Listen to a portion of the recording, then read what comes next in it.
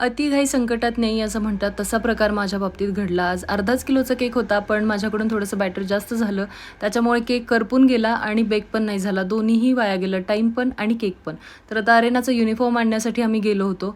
तर आज बऱ्याच दिवसांनी चीज केक बनवायचं मी ठरवलं होतं. त्याच्यानंतर जेव्हा मी घरी आले, तेव्हा चीज केकसाठी लागणारं सगळं प्रिपरेशन केलं. चीज क्रीम वगैरे बनवली. त्यानंतर व्यवस्थित सगळा चीज केक बनवला आणि 7-8 तास चांगला फ्रीजमध्ये सेट होण्यासाठी ठेवून दिला. तर चीज केकमध्ये ब्लूबेरी, स्ट्रॉबेरी आणि चेरी अशा 3 टाईपचे चीज केक माझ्याकडे अवेलेबल होतील. वीकमधून एकदा चीज केक बनवायचं असं मी ठरवलेलं आहे. त्याच्यामुळे जेव्हा केव्हा मी बनवणार आहे त्या दिवशी मी पोस्ट करेनच. त्यामुळे तुम्ही डायरेक्ट केक ऑर्डर करू शकता. तर एक पेस्ट्री मी याची ₹120 सेल करत आहे. कोणाला हवं असल्यास तुम्ही मला डायरेक्ट कॉन्टॅक्ट करू शकता.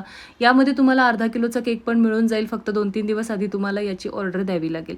त्यानंतर मी 1 किलोचा हा जंगल थीमचा केक केलेला आहे, जो मी 1.5 किलोमध्ये बनवते. तशीच डिझाईन 1 किलोमध्ये सेट केली होती. त्यानंतर हा 1.5 किलोचा पूर्ण रेड आणि व्हाईट थीममधला केक होता. त्याच्यानंतर हा सिक्रेट मेसेजवाला केक होता, ज्याचा व्हिडिओ मला अजून मिळाला नाही आहे.